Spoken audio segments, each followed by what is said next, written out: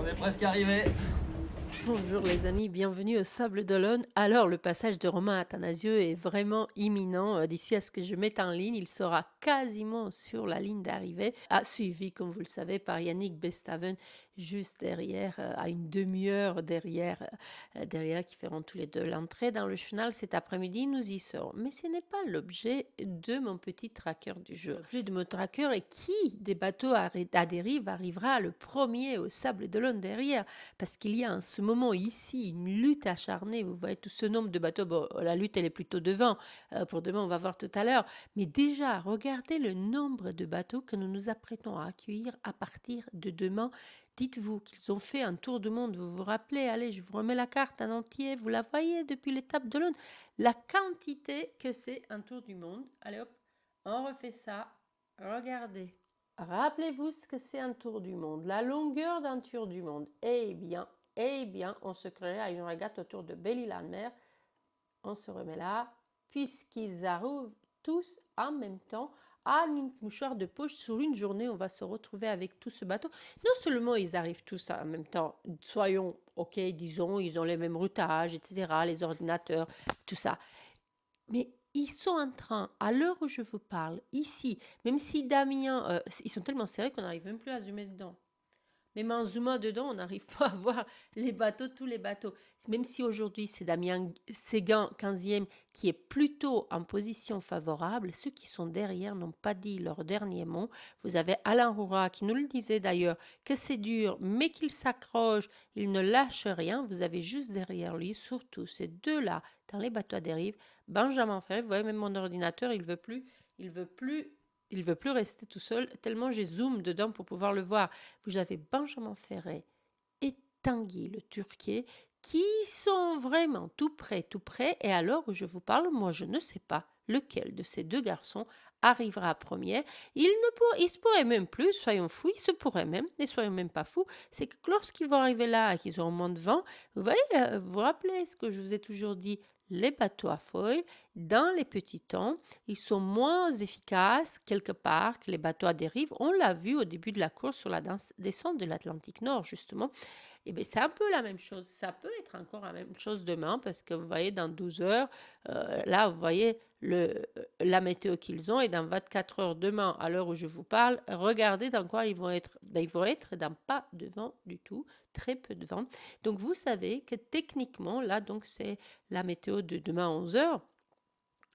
Techniquement, dans ces petits, parce qu'eux, ils vont avancer, donc ils vont être plus par là, dans ces conditions-là, quelquefois, souvent, les bateaux à dérive sont plus performants, peuvent être plus performants que les bateaux à foil, qui sont plus lourds parce qu'ils doivent traîner leur foil dans l'eau. Je ne reviens pas là-dessus, on l'avait clairement expliqué avec Jean-Luc Vandenet dans ma vidéo d'explication des bateaux.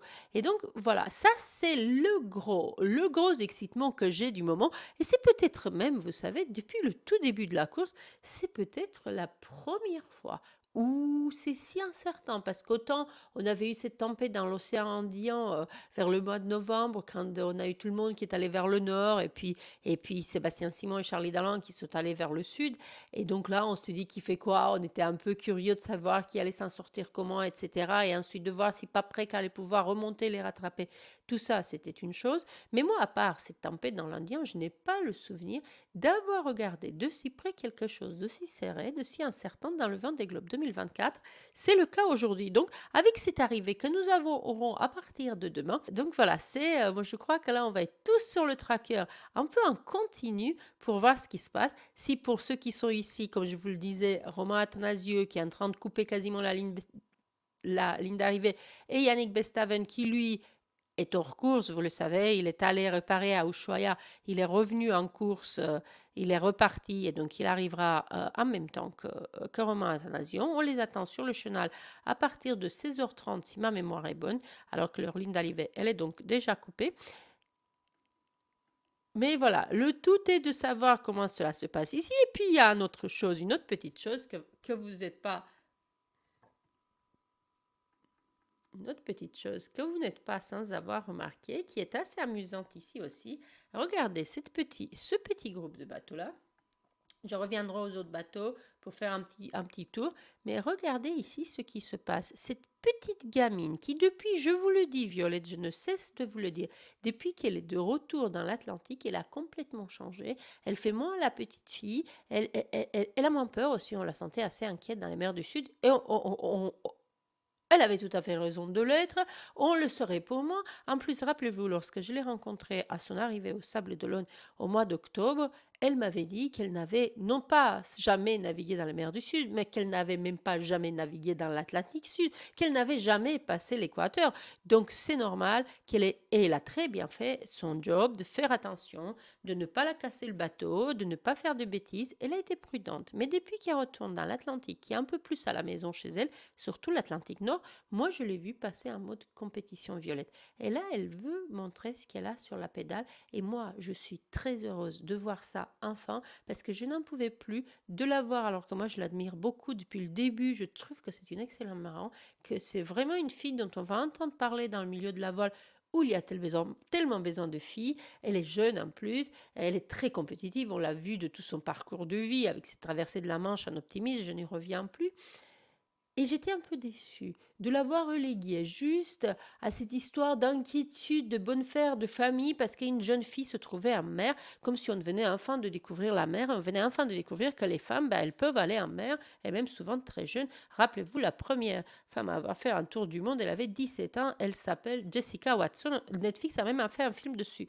Donc moi, je suis ravie de la voir, Violette, revenir dans le match, revenir en compétition, très contente de grappiller des places parce que là, ce que je vous voulais dire, et pourtant je l'aime bien, c'est que ce matin, elle est en train de doubler même Luduc après avoir laissé reléguer derrière Sébastien Marseille. Ah mais il n'arrive pas de sauter le tracker aujourd'hui, c'est pénible. Je zoome trop en fait, ils sont tous tellement proches les uns les autres, je zoome tellement que mon tracker s'en va. Donc vous voyez, là, il lui reste Kojiro Shiraishi, un bateau à foil. On va voir ce qui va se passer. Donc ça, c'est un autre match qui m'intéresse, que je regarde beaucoup. Lui, Duc aussi, je l'aime beaucoup, vous savez, je le suis depuis longtemps.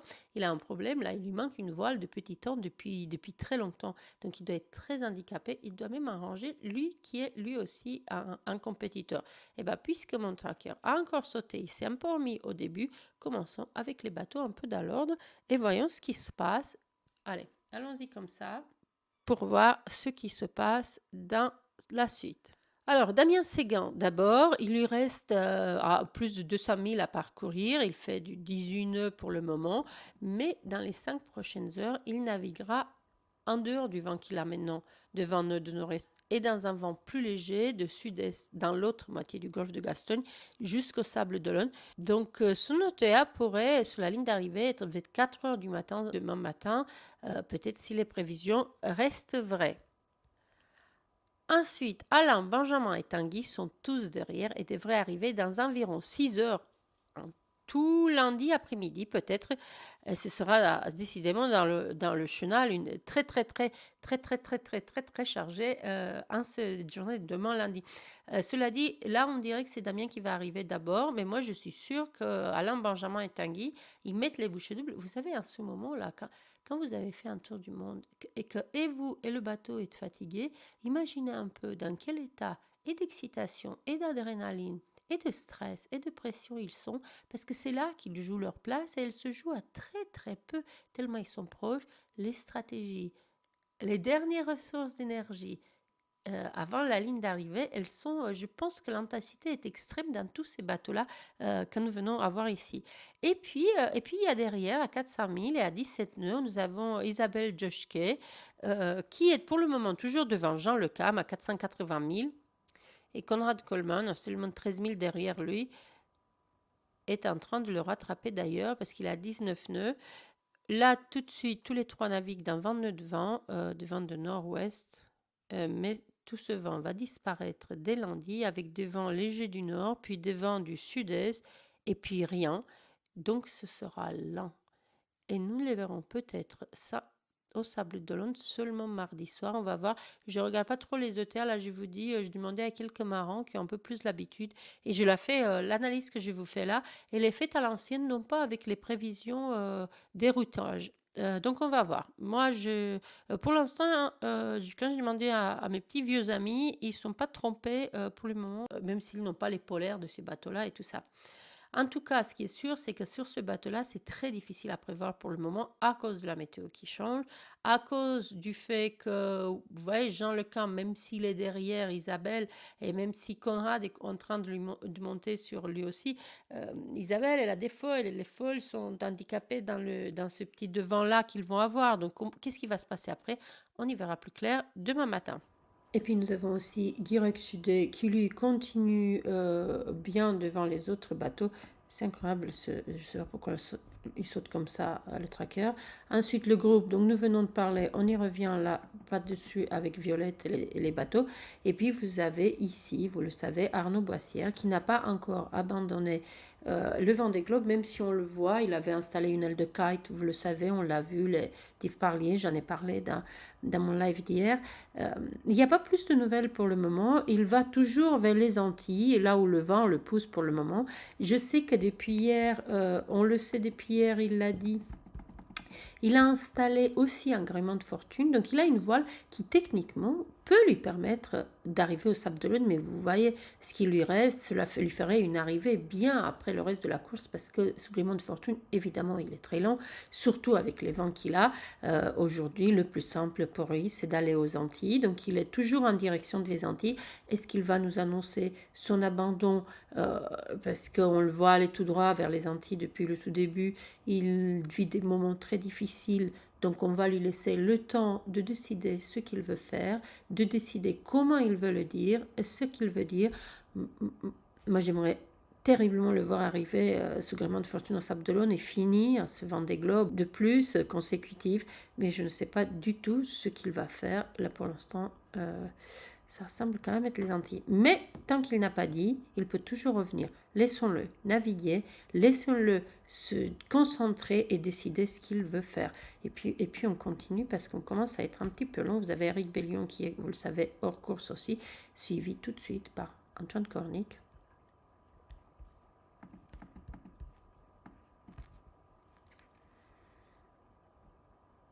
Olivier Hir, Jin Konsu, je ne reviens pas dessus parce qu'il n'y a pas de nouveau, à part qu'ils vont passer sous peu, il est même quasiment en train de le passer au moment où je parle. Olivier Hir est en train de passer l'équateur, c'est quand même incroyable, il m'agace ces trackers, je ne sais pas ce qui se passe sur la cartographie aujourd'hui, donc on va arrêter, on va passer à l'arrière. À l'arrière, on se demande s'il n'y a pas une bagarre entre le trois de savoir lequel arrivera le dernier là. Au stade où nous en sommes, ils sont toujours ensemble dans un mouchoir de poche, à moins qu'ils nous fassent une super belle surprise et qu'ils arrivent tous le même jour. Comme ça, on aura 3 derniers, toujours les mêmes depuis le début, Manu Cousin, Fabrice Amadeo et Denis Van Weinberg. Denis, il n'en peut plus. Il nous racontait récemment dans une de ses vacations combien c'est rageant, combien c'est difficile. Il prend même la barre quelquefois, alors que dans le Vendée Globe, comme vous le savez, on ne barre quasiment plus le bateau. S'il y a une chose qu'il faudra retenir de tout ça, c'est que là, en ce moment, quasiment toute la flotte enrage d'un peu de vent, enfin ou presque, ou s'ils ils ont encore du vent, bientôt, ceux qui en ont pour le moment n'en auront plus pour bientôt. Tout le monde remonte péniblement cet Atlantique Nord, qui est, de parole de tous les marins que je connaisse qui ont fait des tours du monde, la partie la plus longue, la plus pénible d'un tour du monde. Rappelez-vous, Justine Métro, quand je lui ai demandé qu'est-ce qui est le plus son pire souvenir, elle a dit la remontée de l'Atlantique. VDH, quand je lui ai demandé qu'est-ce qu'elle est son pire souvenir, la remontée de l'Atlantique. Elle est longue et je pense qu'on va voir ce que nous disent les autres à l'arrivée. Mais là, pour le moment, je suis sûre qu'ils en ont tous bien marre de cette remontée de l'Atlantique et de ce grand en passe. Jean Lecam nous disait ce matin qu'il était dans 40 nœuds alors qu'il s'attendait à avoir 30 nœuds. Il avait des rafales à 40 nœuds et puis après, on n'a plus rien. Et puis, s'il y a une chose qui est pire qu'une tempête en mer, pour un marin professionnel, ce n'est pas la tempête, c'est le manque de vent. Moi, je crois, de tous les gens que j'ai interviewés, qui détestent encore plus le pas de vent que le trop de vent. Parce que le trop de vent, il faut faire des choses, il faut faire attention au bateau, il faut. Le pas de vent, il faut attendre, il faut enrager parce qu'on est en mode compétition, en mode course et qu'il ne se passe rien. Et puis surtout, il y a ce bruit de voile qui claque sans vent. le bateau qui tangue. C'est très désagréable. Donc, une pensée pour eux tous. Et maintenant, je me tais parce qu'il faut qu'on aille s'apprêter à voir comment et à quelle heure exactement. Je vous ai dit, c'est imminent, le passage de ligne de Romain Athanasiou. Moi, je vous embrasse pour le moment. Je vous dis à plus tard cet après-midi pour le live. Bon dimanche à vous. Bye bye.